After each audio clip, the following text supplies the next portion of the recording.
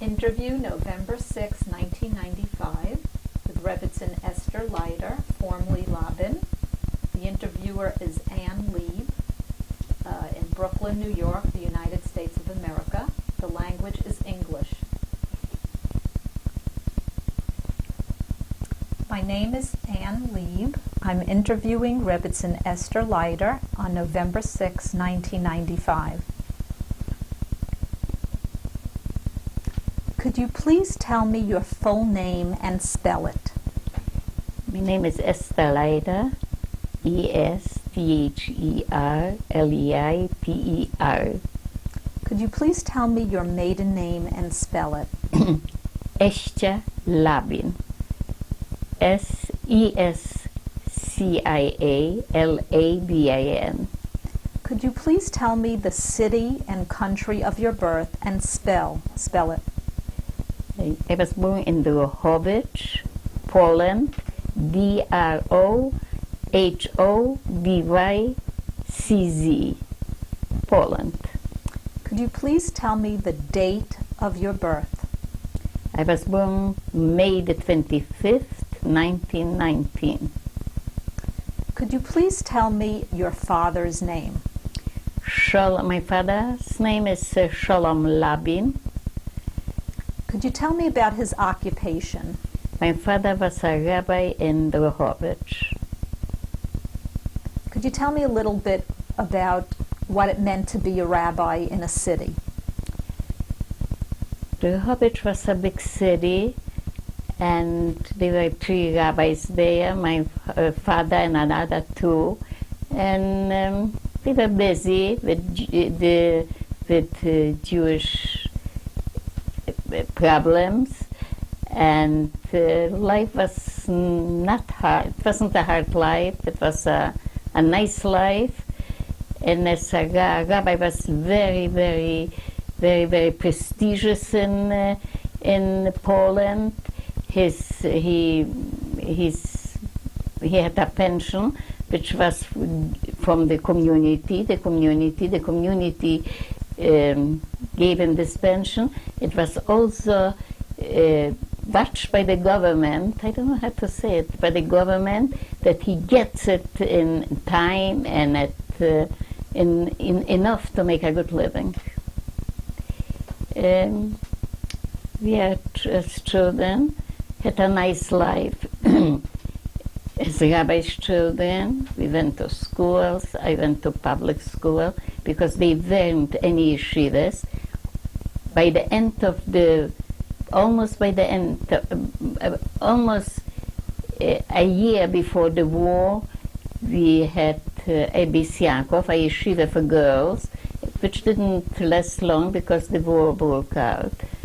The public school was from 8 o'clock till 1, and then the yeshiva was from 2 till 5, Beis Yaakov.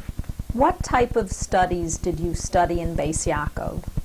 In Beis Yaakov we studied reading, every Chumash. That's it. This is all that we studied. It was the beginning, and it was also only a few hours a day, and that's it. Could you tell me your mother's name and her maiden name? My mother's name was Fega Labin. Her maiden name was Babat, Fega Babat. Now, your mother also came from a rabbinic family. Yeah. Could you tell me about that? My mother came from a very famous rabbinical family. The family of Babats is world known. My mother had 1 brother, and she was a daughter, a rabbi's daughter, like every other children of rabbis. They had certain limitations, but they did the best they could. So did you have certain limitations as a rabbi's daughter? Yes, I had certain limitations. I couldn't do everything that everybody else did, but I didn't feel it that much. I went to public school, which I couldn't do many things. I couldn't go to theaters. I couldn't go to shows. But I didn't miss it. This is the way we were brought up. So did some of your school friends do those activities? Yes, some of my school friends did those activities. I was, in public school, not only with the rabbi's children, but with all kinds of people. So of course they did, but we didn't miss it. Once you are brought up the way and you are not unhappy, so you don't miss those things. Could you tell me your brother's name? My brother's name is Shulem Labin. Shall I spell it?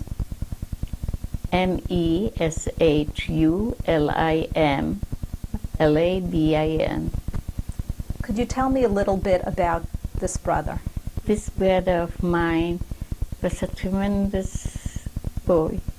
He was known already by the time he was 10, 11 that he'll be a genius. And he really was excellent in learning in the yeshiva where he went. Boys did not go to public school. Boys learned privately. They didn't have yeshivas like here, which I can have both the Jewish studies and the English. They had the yeshivas were only Judaic studies. So, but he was a genius, known already by the time he was 10 years, and by the time he was 12 years old, he was accepted to one of the biggest yeshivas. Chachma Lublin is the name of the yeshiva, and he was accepted, but he never went because the war broke out.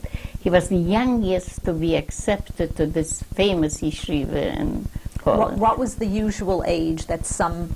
16, 17, maybe 15, and I'm not so sure. Yeah. Could you tell me a little bit about your mother's functions as a Rebetzen? My mother was very busy as a Rebetzen. The women were also very busy. She entertained, she made a kiddush for Shabbos. They weren't organizations, special organizations. She helped the poor, she used to send out the food for the poor, this kind of things, different than in America. But she was busy. It was very, I can't remember exactly what way, but went to hospitals, went to visit, fed, other things, and also busy in shul, very busy. Did you ever help your mother? But I was her only daughter. My mother did not let me into the kitchen. I don't know whether I should say it. She said, if you'll know how to cook, you'll cook. If you wouldn't know, the maids will cook for you. My poor mother didn't know, but the future will bring. That not only I didn't cook, but I didn't have what to eat later on. And so she never had you helping her? No, not in the house. She didn't. As a matter of fact, when I got married, I was a little afraid how I'll handle it. But, you learn everything. Could you tell me about the girls' organization that you belonged to? They didn't. There was only a benos. And in the benos, there were other, Zionistic organizations, which I wasn't, this was my limitation. I would have liked to, but I never was allowed. My father was very Orthodox, strict Orthodox, and did not allow me to belong. This was one of the mistakes that the newer people made.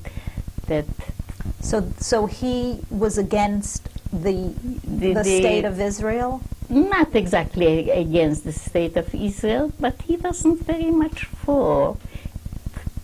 At that time, Israel, today you have in Israel yeshivas, you have a very big religious crowd in yeshiva.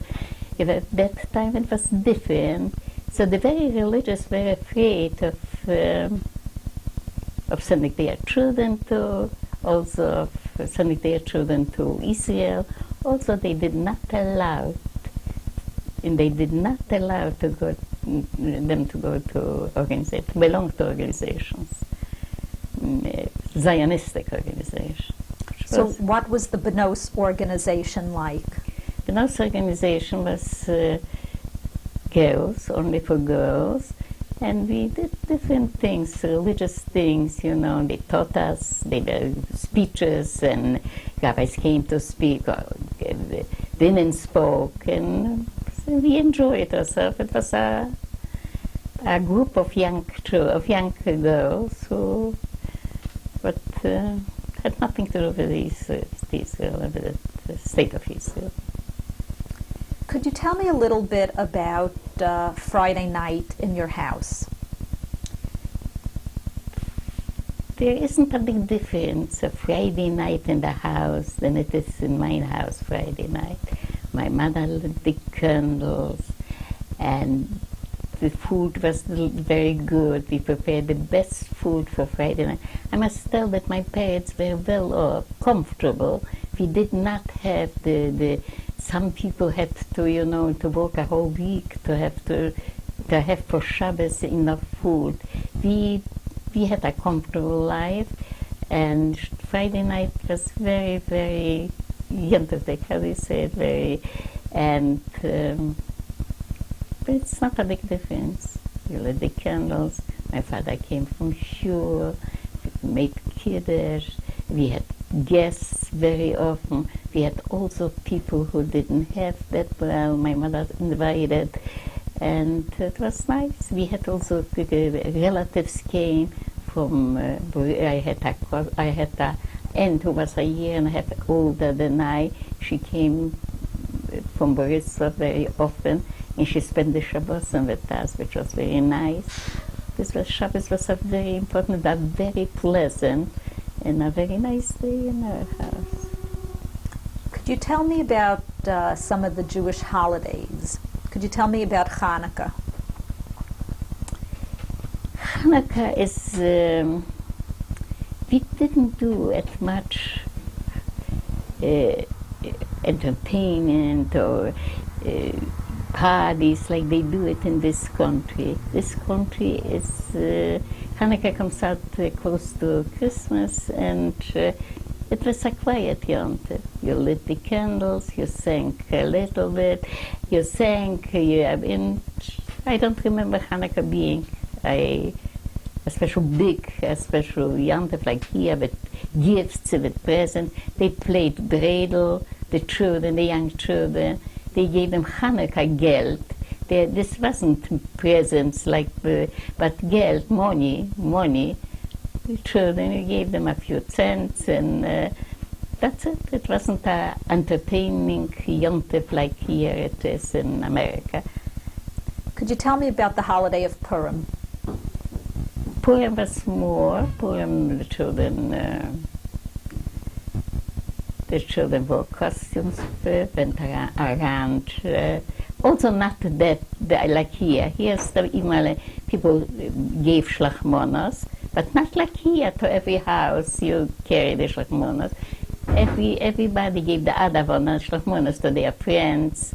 Also there was a holiday where you tried to give to the poor.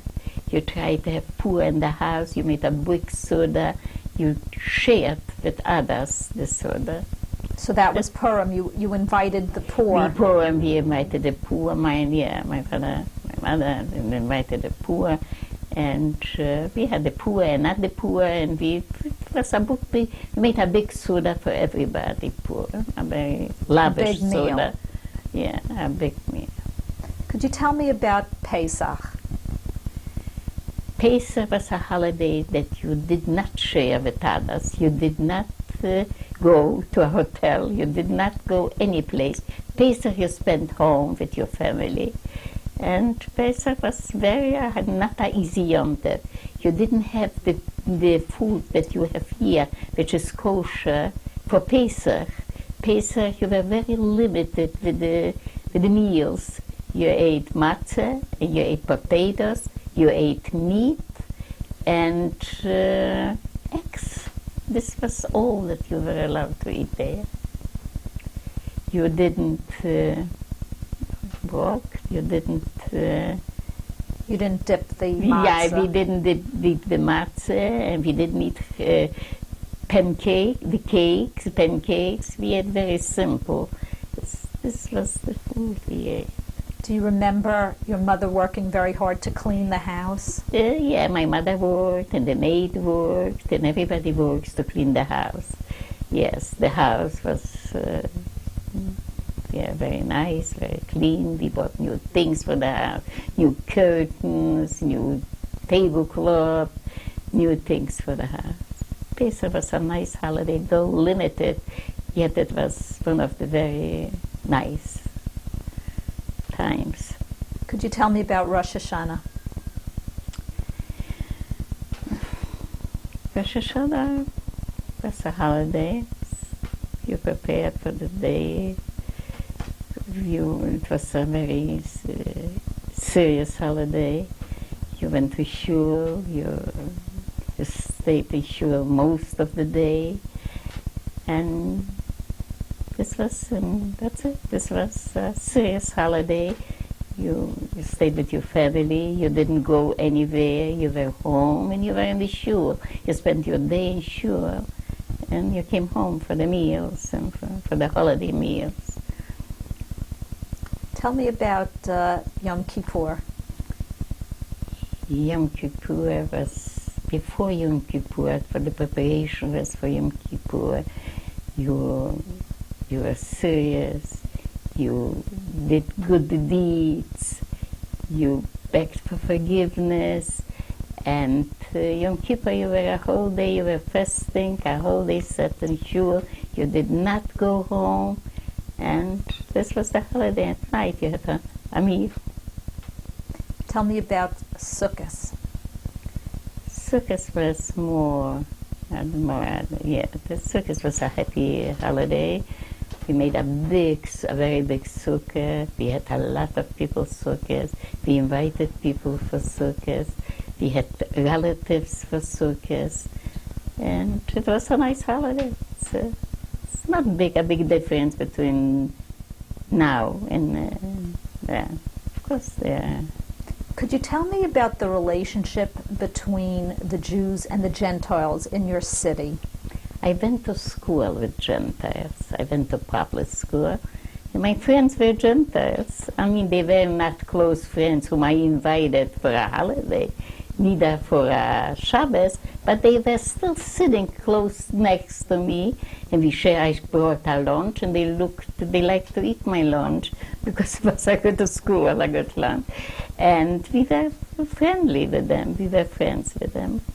So all the Jewish children got along well with the Gentile children? Oh, yes.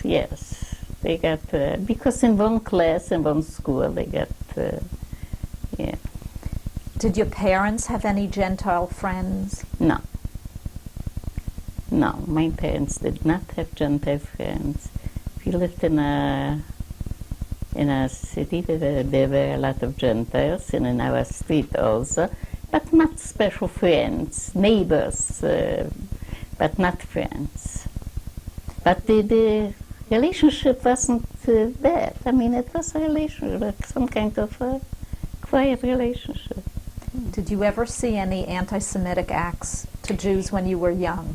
Not many, not. The Rehovich was a tolerant city. They were people who owned wells, naphtha wells, this means petroleum wells in Borislav. And this is very close, the two cities, and they employed, and they owned it, and they employed Gentiles, and the relationship wasn't a bad one. In the Rehovich, there was not a bad one. No, I did not feel that it's dangerous or it's anti-Semitic. It wasn't that bad. Could you tell me about when did you meet your husband? So many years. I met him, and I don't remember. How old were you when you were introduced? How old? I was 18 or 19, very young. And we met, and we got married. What is there to say? Well, how did you hear about him? Your family spoke about him? my family, you know. You didn't do it yourself. You, as your parents, what they say about, and you didn't decide yourself at that time. You wanted to know the opinion of your parents and of your grandparents even, what they say about them, how they feel about them. And they spoke about him very, very good, and they said he has a good future. Who knew that time that there wouldn't be a future? And we got married. Since you were from a rabbinic family, did you expect to marry a rabbi? Yes, I expected. I knew that I'll have to marry a rabbi. And when I met my husband, I was surprised, happily surprised, because he was tolerant, he was educated, he was good. Not completely, you know, some girls had to marry the very, you know, very extreme, and he was. So how long, for what length of time were you engaged? I don't remember, a short time. Not that short, a few months. We were a few months engaged, and the war broke out. The war broke out in 1939 in Poland, and the Russians came into Poland. And we got married in 40. I went to school. The Russians took over the Polish schools. So I went to a Russian school while I was married, because I had finished when I was married. And I went to school and I finished, and we went away to Przemyślane. Could you tell me a little bit about your wedding? My wedding was during the war. It was 1940. It was in the house of my grandparents in Sądowa Wiśnia. It was a wedding where everybody, the whole city cooked. Everybody cooked. It was war. Everybody cooked for the rabbi's granddaughter is getting married, so they cooked and they prepared, and my grandparents were very happy, very delighted. This my husband remembers, and I, to have their grandchildren married in their house. And it was a quiet wedding, nothing elaborate, nothing. It was during the war. The war was there, and the Russians were occupied despite of Poland. How did the Russians treat the Jews? Not bad. They didn't make then any difference between Jews and not Jews. The truth is they did not. But were the Jews afraid that Hitler was going to come? Very much so. There was a tremendous fear. But this was the historical fact that Stalin and Hitler made a pact and promised that he wouldn't touch this kind of. But yet we didn't believe it. We were very afraid, very scared. We have what's happening in the West. You know, in the West, you know, we were in the East of Poland, and it's in the West, in Krakow and others. We knew it's already very bad. The Germans are there. Couldn't help. So during the time of your wedding, so the mood was a little somber at your wedding? The mood was somber. Even the being occupied by the Russians wasn't a very good thing, but it was better than by the Germans. But we were somber because we were afraid of what can happen in the future. Tell me, where did you move with your husband? We moved to Przemyślane. And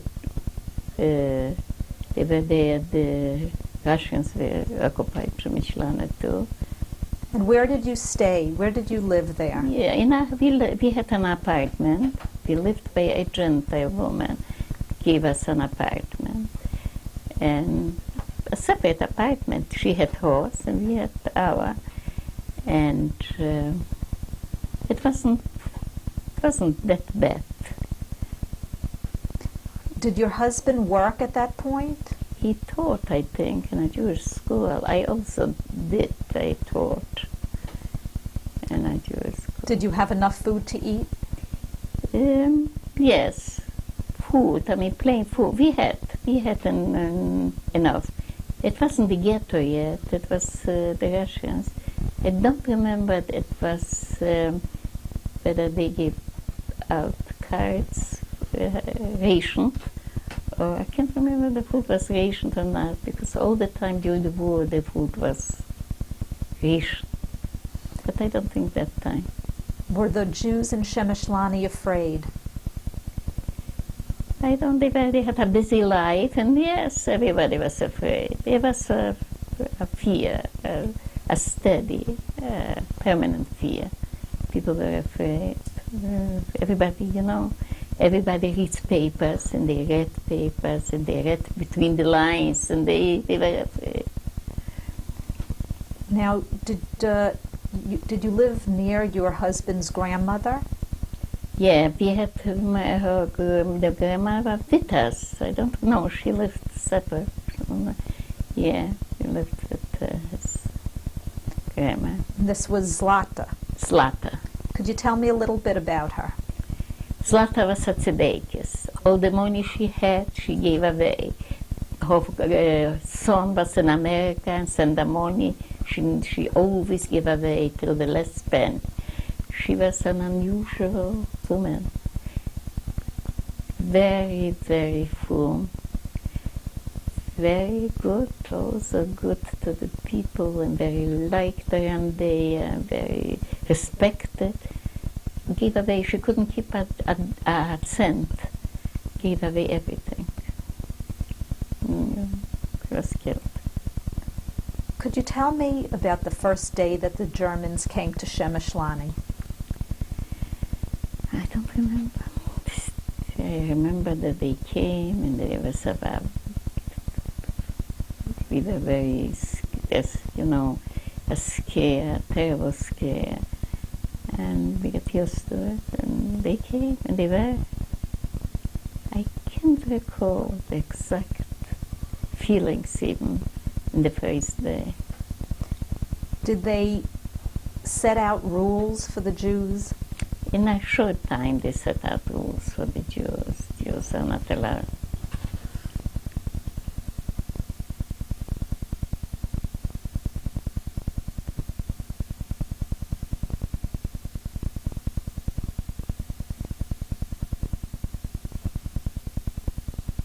November 6, 1995, interview with Rebetzen Esther Leiter. Tell me about the way your Gentile neighbors and friends treated you the moment the Nazis came to Poland. Yeah, a short while after the Nazis came to the city, the neighbors and, so to say, friends changed a lot. They detached themselves. They didn't wanted to do anything with the Jewish people. They changed. They changed for the worse. Did they greet you on the street? In the beginning, yes, and later on they didn't even want to greet us. They didn't want to have anything to do with us. They never wanted to help. But the people we lived with were a little different. They knew us for a long time, and they liked very much my husband. They said he is the real true rabbi, and they treated us not so bad.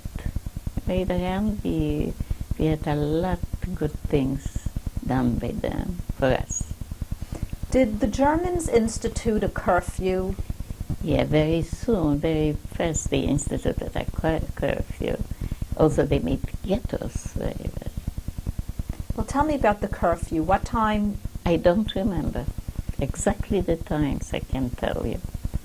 But there was a very limited time. We were not able to go out, and we were afraid to go out, and this was very hard. We had to sit, and we could not see the people we wanted to see. Could the Jews go to work? The Jews, in the beginning, I don't think they worked, and they lost their jobs, really. but they worked in the ghetto, the Jews between themselves. So if somebody was a shoemaker, he made shoes. If somebody was a clothes maker, he made clothing. But the outside, the Jews lost their jobs. They didn't have the jobs out of the ghetto. Did you have to wear the yellow star? Yes, we had to wear the yellow star always, day and night. Could you tell me about the ghetto? The ghetto was, we lived a few families. I don't remember exactly, 6, 7 families together in maybe 2 rooms. We had no privacy whatsoever. We lived with children, with grown-ups, with people who weren't so smart and people who weren't so good, and people who were very good, everybody together. And it was a very hard time. It was very hard to cope. Also, it was a famine. There was very little food. People were weak and angry and unhappy. It was a very, very, very, very hard time. Did the people begin to fight with each other? Not exactly where we lived. I don't remember fights, but I heard in other places where fights.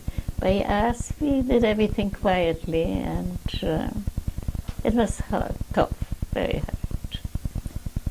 Did the Germans come into the ghetto?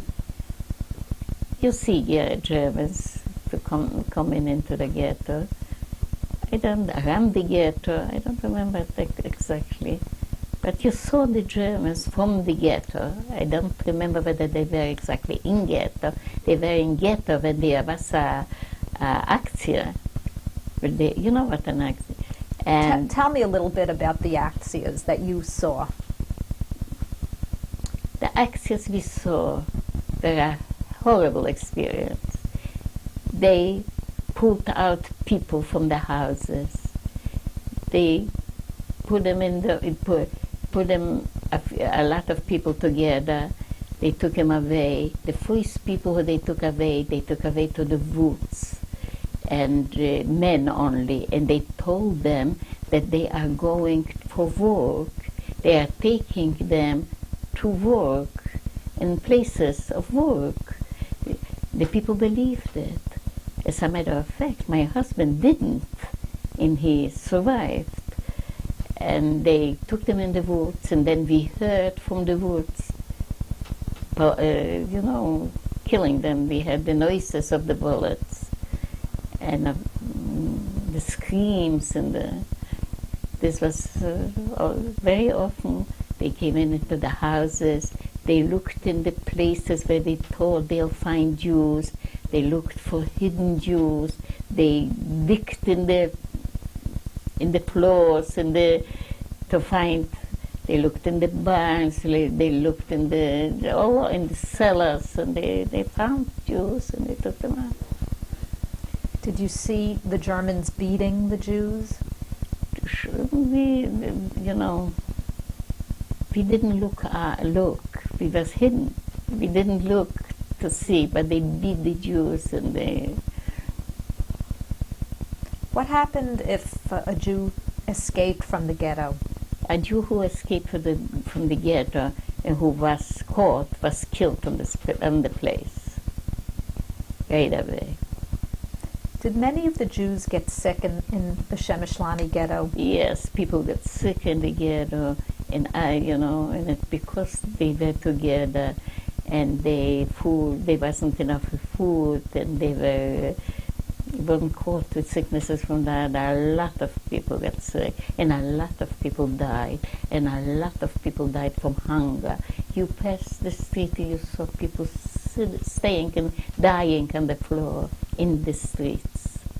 Those people who were poor from before could not help themselves, could not have any food, but those who had something to change, a little money or a little jewelry or those were a little better off. They were such who went out in the middle of the night to to places where Gentiles lived in exchange for potatoes. For bread was very scarce. Even the Polish people didn't have bread. But for a few potatoes, or for a vegetable, or for an apple, or for something, they gave away their linens, their jewelry, their whatever they had from before the war. What happened to the bodies? You say the people died on the street. The Jewish people, did the burying of the Jews. The Jewish in the ghetto. So the Jews in the ghetto came and took them, of course, and buried them. About how big was this ghetto? About how many Jews lived in the ghetto? I don't know. In this ghetto, I can't tell you how many Jews lived. Absolutely don't know. But Przemyślane was a Jewish city. A lot of Jews lived in. The ghetto was a lot of Jews lived in the ghetto. About how many streets? How big was the ghetto itself? I can't tell you. I would like to know, remember, but I don't really remember how many streets. A few streets. Did you ever walk around, or you mostly stayed in your room? We mostly stayed. We didn't have the strength to run around. We lived, together with others, and we didn't have enough food, and we were weak, and we didn't go. We sat home most of the time. There was no place where to go, to see other misery. You couldn't see anything good. Tell me about the news about your father. What happened to him? My father was our only son, and his father was sick, and then he passed away. And from Drohobych to Boryslav, you were able even to walk, if you walked a whole day or a whole night. And it seems, but people told me, that my father walked to Boryslav when his father died, and then went with his brother-in-law and with the brother-in-law's son. They went to the funeral. They never came back. They were caught, and that's it, and killed. So this happened while you were in the ghetto? While I was in the ghetto. Yeah. I've also heard that my mother and brother, they devastated. My mother carried on something. My parents had a tremendous, wonderful life, a wonderful life. And she lost very young, and she lost her husband young. Were you able to correspond with your mother? No, you couldn't. There wasn't a way to correspond. Jews could not write letters.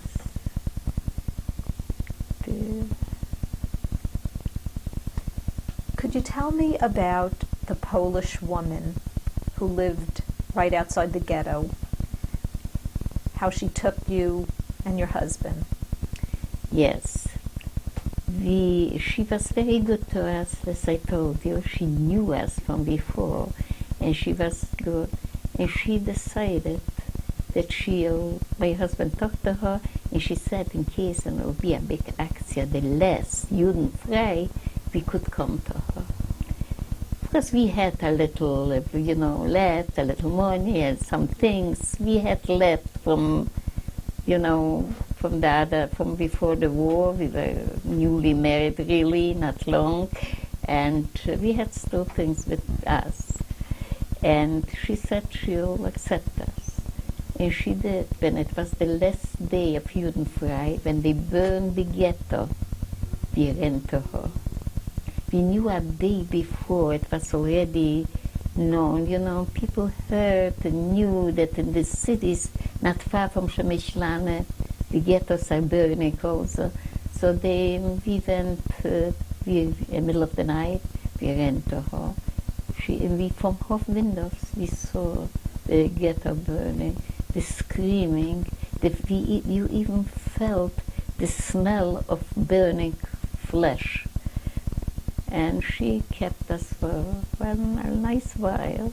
And then she made, I don't know, she was afraid also. Once if they would catch her hiding Jews, she was finished. They would kill her immediate. This was the greatest punishment of keeping a Jew. Yet she undertook it. Shishlakowska was her name. She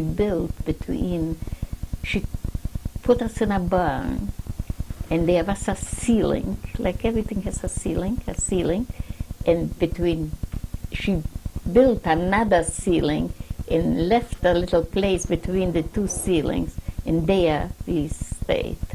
At night, she brought a potato, because she had fields. They had, they were Polish people who had land, who had fields, and she brought us a potato and milk. They had cows every night, a potato too, and milk. We survived on this food. We could live on it, and also, toilet. So you went down from the area? Yeah, at night when it was very quiet and very dark. Until it came a day when the Germans looked for us, and somebody probably felt that she is somebody was hiding. Suspicious of her. Yeah, very suspicious. And they came and they looked around, and they digged, because many people were in a barn. It was very easy to dig. They digged, and we saw them through the cracks, but they didn't see us. After this, the same night, she was very scared. She says, people know something, and they are suspicious. I want you out of here, absolutely out. We said, where we'll go? We'll step out, we will be killed. So she said she'll bring us at night to the woods. And it was known that some Jews ran away from the ghetto to the woods, and they were hiding there. They ran away when still the ghetto was there, not the last day, but when the ghetto was there, they ran away. And they ran in time, and she did it. In the middle of the night, she went with us, and in the middle of almost,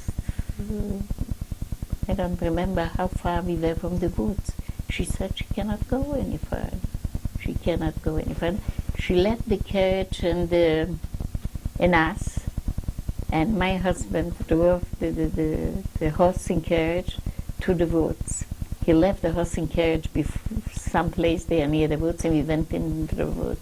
Being in the woods, he started, this I remember absolutely good, he started to call, I don't know, Moishe, Chaya, and nobody answered for a while, until one opened his it was a bunker, and covered with leaves and with branches, and he said, you can come in. Did he recognize your husband's voice? Yeah, I don't know, probably recognized my husband's voice. This was the reason he let us in. People from Przemyślan knew my husband very well. And we came in, and we were happy to be there. We thought that's it. Could you tell me, how big was this bunker? Very, very small. This bunker was small, and we had a lot of people there, and it was terrible to be there. It was, we were there, it was in the winter, it was cold, absolutely no food, and we were not treated that good. We came, and all of a sudden, another two people to feed. There wasn't enough, yet they let us stay. And every night somebody else went down to, they didn't have steady Germans staying there. The Germans only came sometimes to the villages, but every night somebody went down to beg the people, the Gentiles. The Gentiles were afraid to let in. Through the window, they used to throw out a potato. Bread was scarce. Nobody saw bread. Potatoes or some vegetables, and they came up. Many people did not come up, were killed. The Germans very soon found out that they are Jews in the woods. So some of the people from your bunker would my go, bunk, and then they wouldn't show back. So another had to go. You had to eat. And could you tell me, did you have any light or air in the bunker? neither light, air. As much air as went in from the bunk. A bunker was deep in the earth, in the ground, a hole. What was a bunker? A deep hole in the ground. It was covered with branches, with leaves. And how much air we had? As much air as could get into the branches. But we couldn't flush. There was terrible sickness, boils, lice from a lack of food and a lack of cleanliness. It's unbelievable how we lived and survived. Could you tell me about what happened to your boots? Your boots? Yeah, I came with quite good shoes because we came from the ghetto. We went straight to this Polish woman, and I had a pair of shoes, and I wore a dress, and I went to sleep in the bunk, and in the morning, when I got up, I saw I don't have my shoes. I started to look for my shoes. The woman said, "What do you think? You'll have shoes? You will have shoes here?" She went down at night and changed the shoes for something to eat for her. She survived, this woman. As a matter of fact, she was alive. She survived. She passed away a few years ago. Did she also take your husband's shoes? I don't remember. I think also we were both without shoes in December. Without shoes, we used to, when we saw it felt that somebody's approaching us, that somebody's near. We saw the branches shaking, so we ran away. We used to run away. So our clothes got completely torn from the branches. We were really naked and barefoot there. So in the ice and the snow? In the ice and in the snow. It's interesting how we survived, how we didn't perish. In the snow and the ice. I remember in the snow, even barefooted. In the woods is, I think, a little warmer than in the rest of the other places.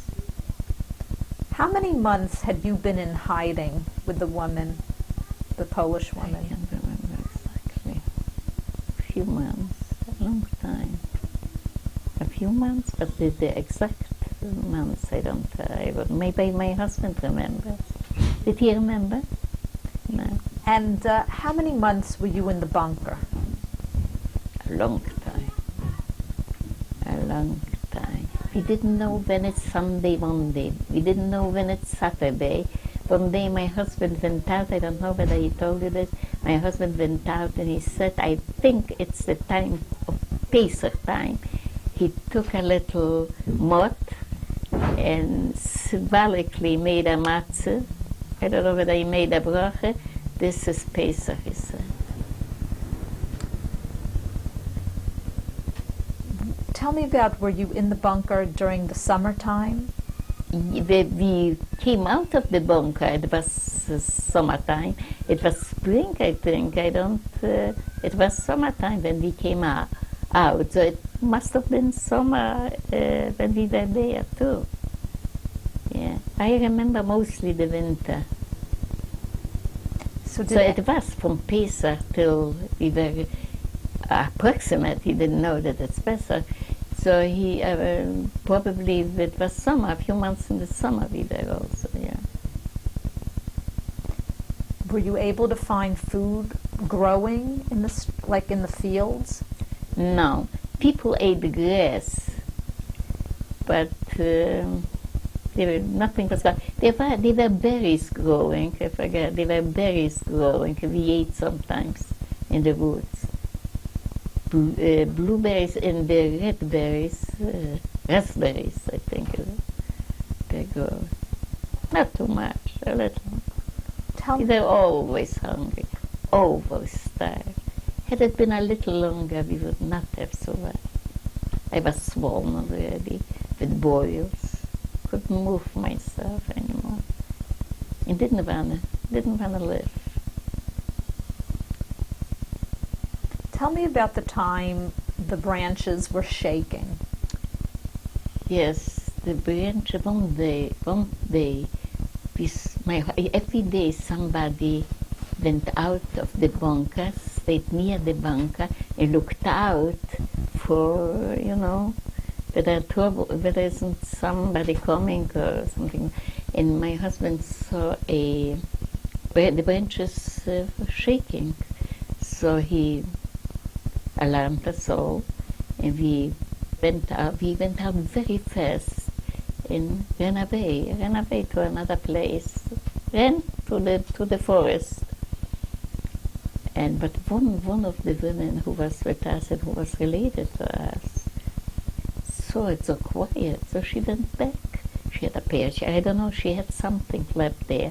Maybe I think she had a Shabbos knife from her house yet, and didn't want it from her parents' house. She was a girl, not married, and she didn't want to part with it, so she went back. The Germans were quietly waiting for somebody to return, and she was caught. And when they caught her, he said, call the people who live here with you and tell them that everything is fine, they can come back. But this girl was a very smart, and was a fine girl, and started to call names, which instead was called Esther or Israel, she called entirely different names. So we understood, we already knew, and we didn't go back. She was killed, and the Germans around in the village said to the Polish people, we killed today a beautiful Jewish girl. Was this shortly before liberation? This was, I don't remember whether shortly, but I think this was not that long before the liberation.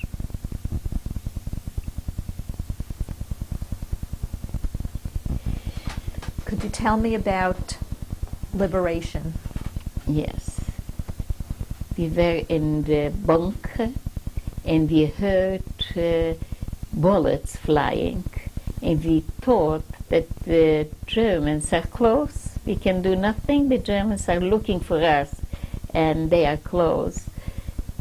Until we heard a voice singing, Jeszcze Polska nie zginęła. This is a Polish song which says Poland did not die yet, or something to this effect.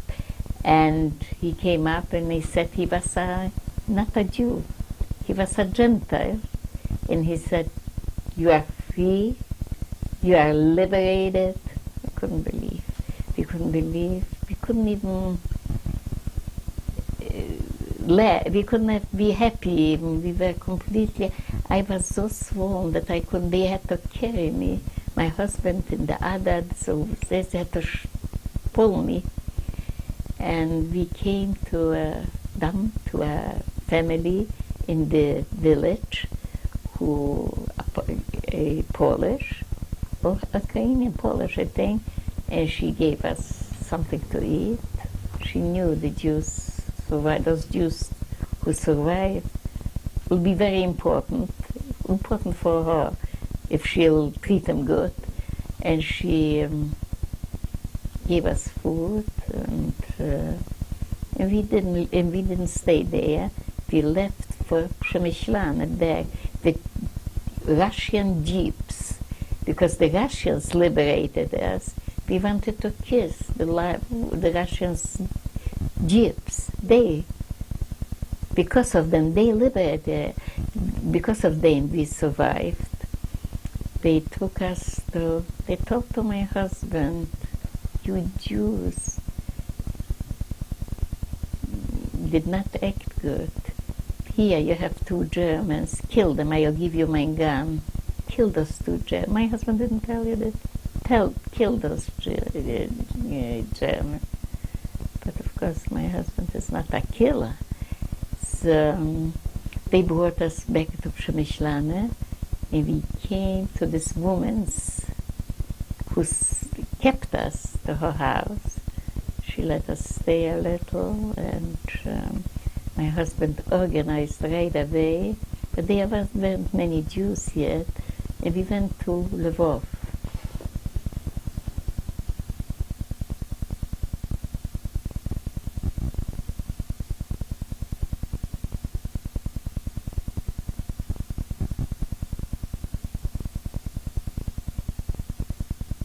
Tape number 3, November 6, 1995, interview with Rebetzen Esther Leiter.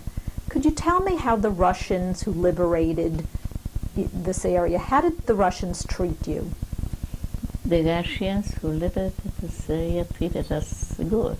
They took us with their jeeps from the woods to the city, to Przemyślane.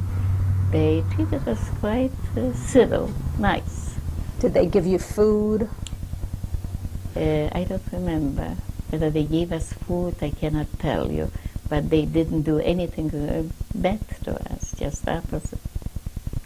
We were happy with them that they liberated us. How long did you stay in Przemyślane?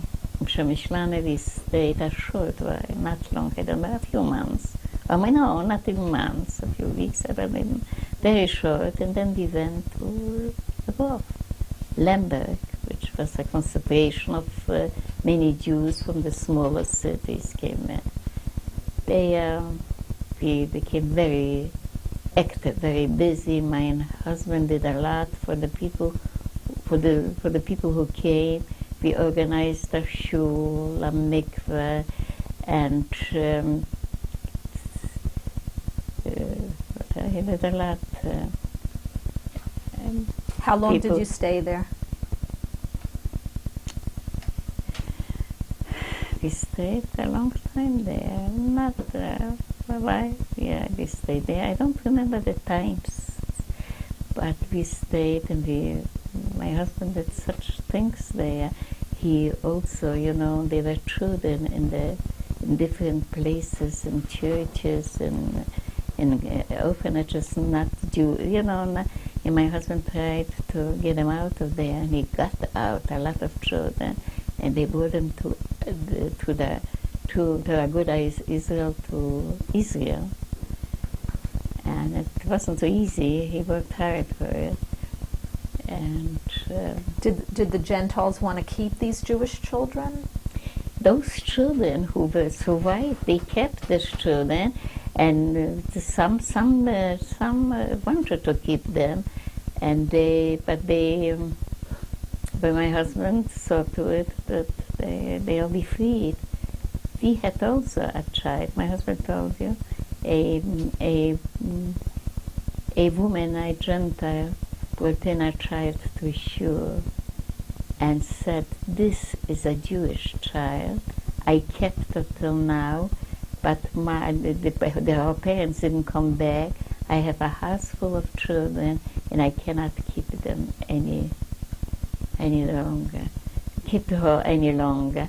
And he brought her and left her in shul. So my husband asked a few people, "Would you take in this child?" They said, "No, we don't have where to keep. We don't have any place, even as a decent place to live. How can we?" My husband brought her to the house, and this child screamed and cried, "Mama, Mama!" She called the gentle Mama, but slowly she became calmer, and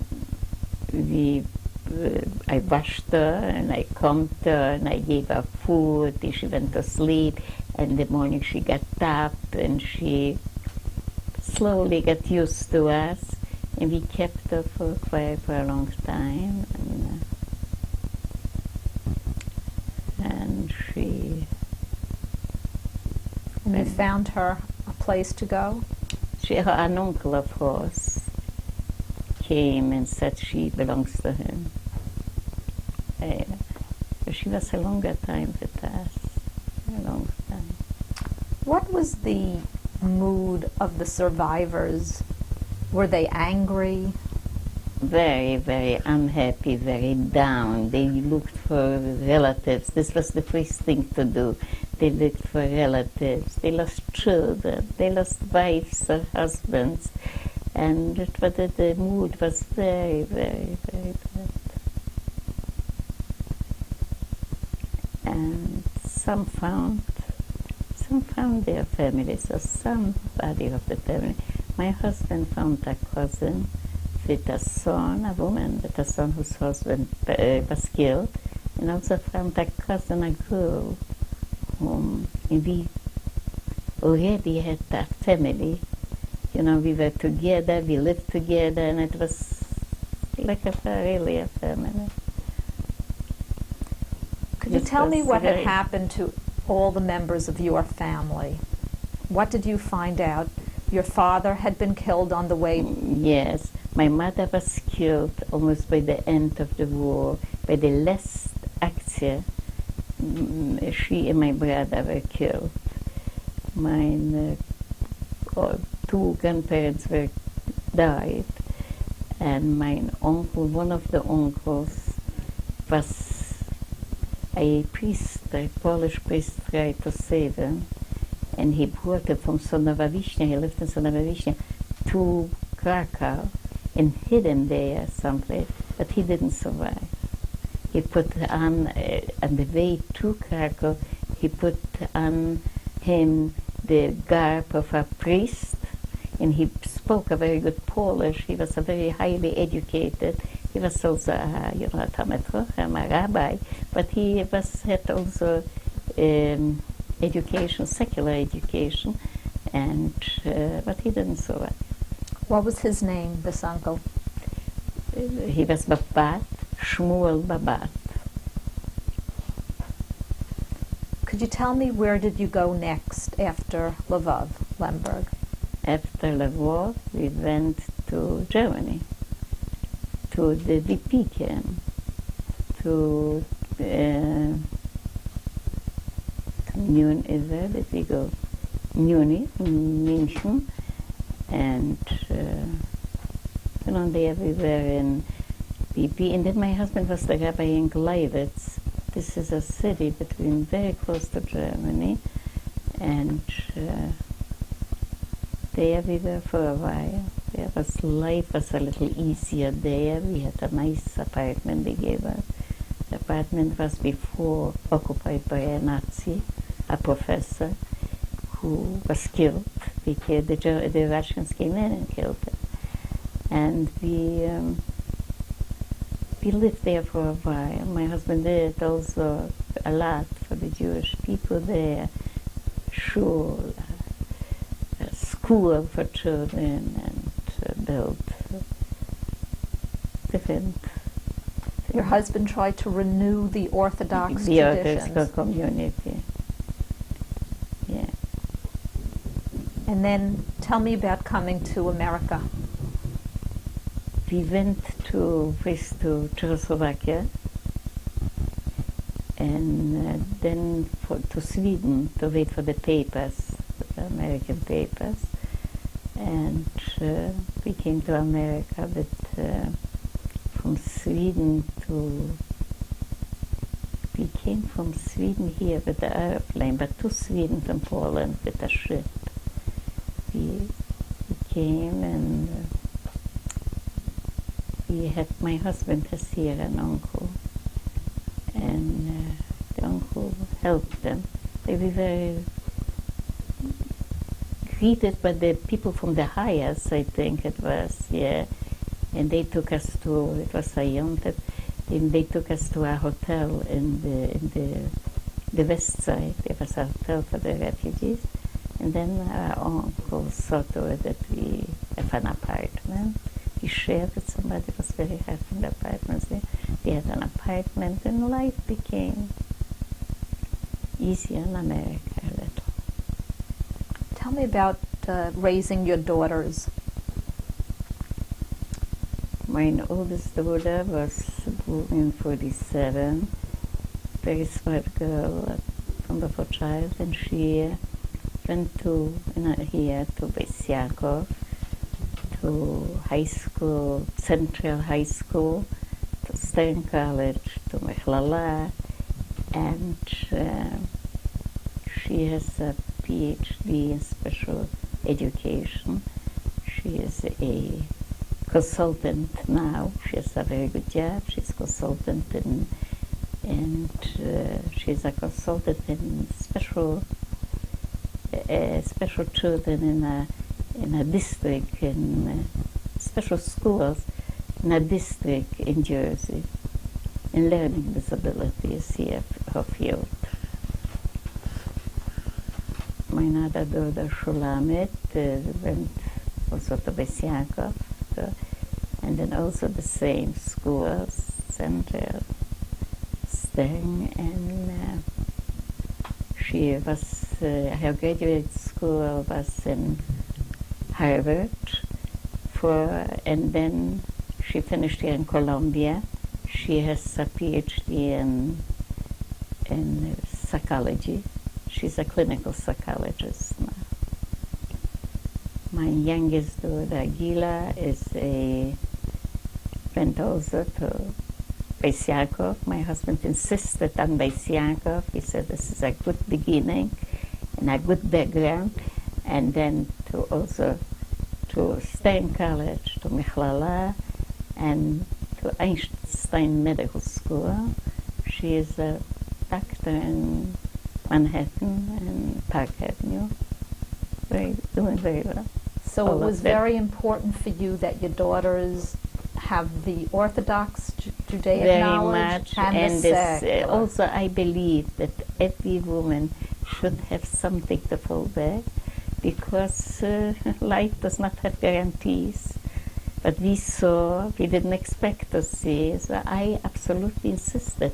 And they were good girls, they liked to learn, they wanted to learn, and thank God we succeeded. My oldest daughter is married to a rabbi who has also a big congregation, is also a PhD in psychology, and he's a psychologist in Staten Island. And my other daughter is married to a very fine man who has also a nice background, and he a Jewish background like me. He's an analyst in Merrill Lynch, a stock analyst, very religious. They brought up the children very religious. And she's a clinical psychologist. And the youngest is Gila. She married also a very nice, cool guy.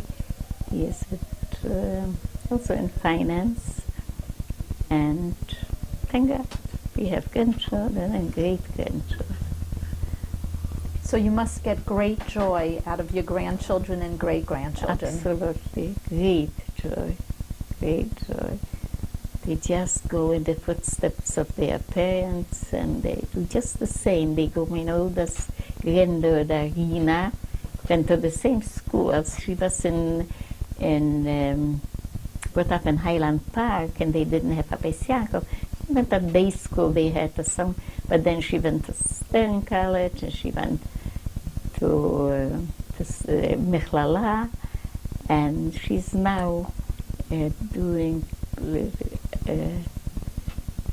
occupational therapy, finishing occupational therapy. My grandson is a Yeshiva College graduate. He had 2 years in Smicha class.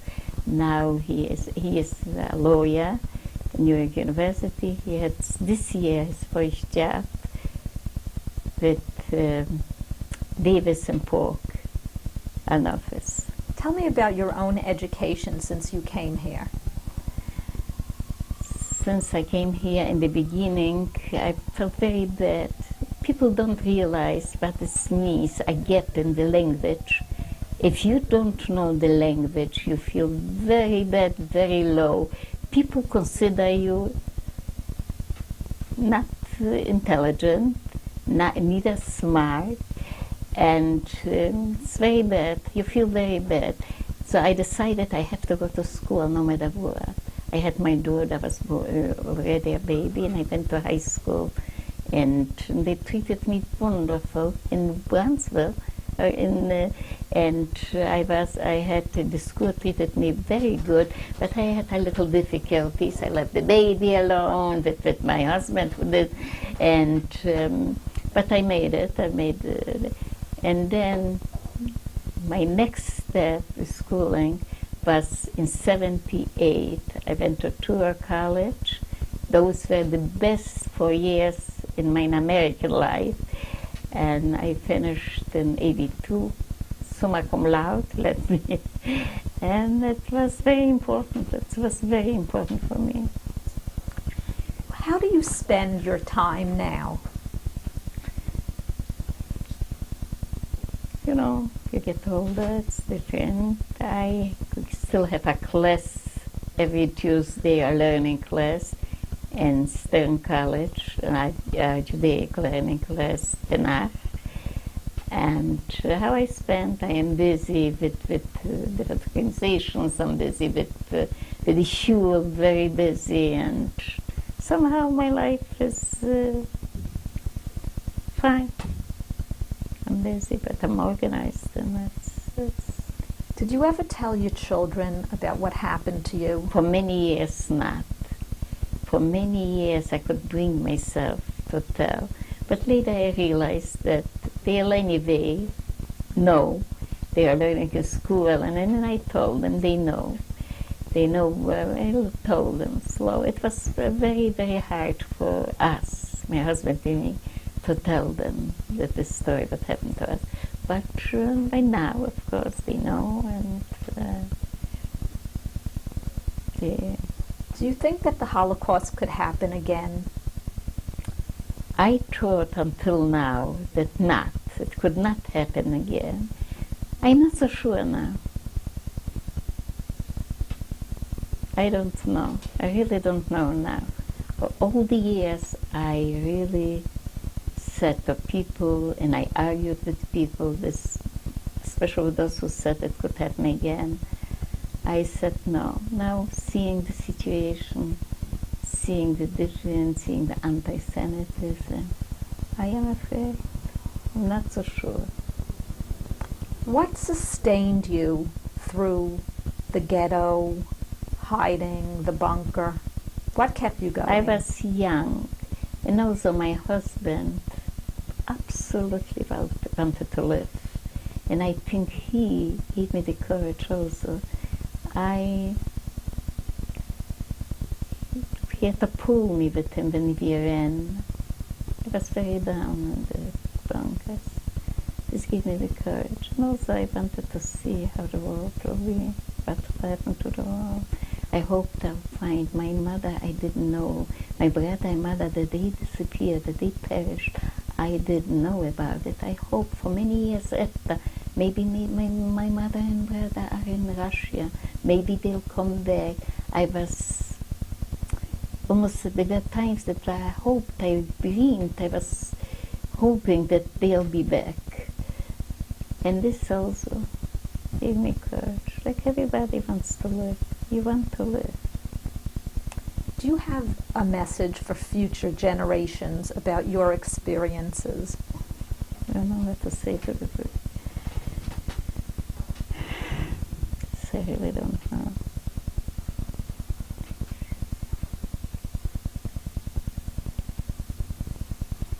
I don't know what to say. I don't know what to say to my children, to the people.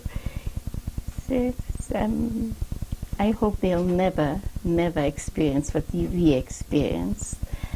And I hope they'll go in the footsteps of their great grandparents and also family, and they have a nice Jewish life, religious life. That's it. Thank you very much for sharing your story. Thank you. Rebetzen, could you please identify this picture? This is I am here with my oldest daughter, who was born in Germany in 1947.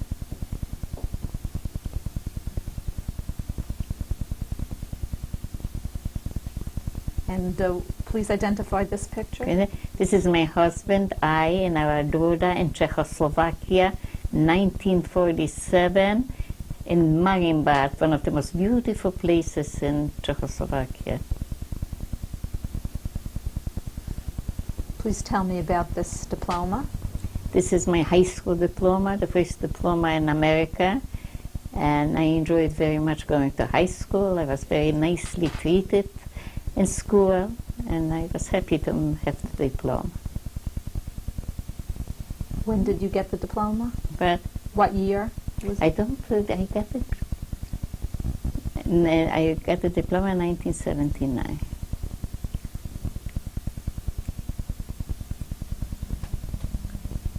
Could you tell me about this diploma? This is my college diploma, which I got in 1982. This is Tour College, and I have a diploma, summa cum laude. I enjoyed very much going to college, and those were very good 4 years of my American life. And could you tell me about this picture? This picture is my oldest daughter, Aviva, her husband, Rabbi Eliezer Kamenetsky, and their son, Benjamin Kamenetsky.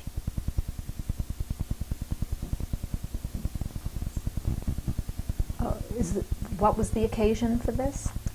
This was after the wedding, I think. During the wedding. Is this your grandson's wedding? It's my, probably, yeah. This was my grandson's wedding. Yeah. Could you please tell me about this picture? This is the wedding picture made in Israel of my middle daughter, Sholamet, and her husband, Gerald Lewinson. And you're in this picture? I am in this picture, but I don't see me now. I am in this picture, and also my grandson, Benjamin.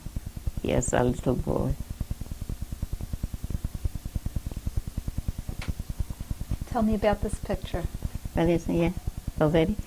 This is my youngest daughter, Dr. Gila Leiter, and her husband, Jim Levin. This was their... This is their wedding picture. And who's in this picture? This picture is Rina Weiss, my granddaughter, and her husband, Mark Weiss. It is a wedding picture. Those are my two grandsons, Jonathan and Yedidia Lewinson.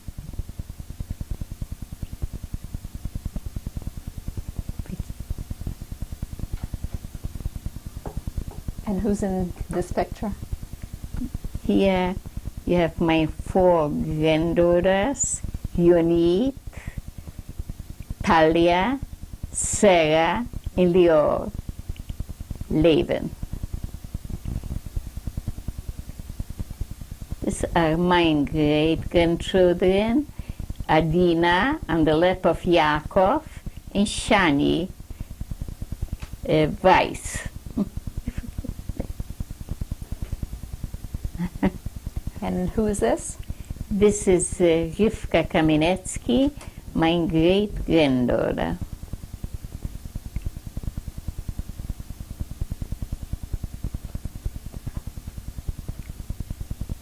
This is my great-grandson, Meshulam Kamenetsky. the latest edition.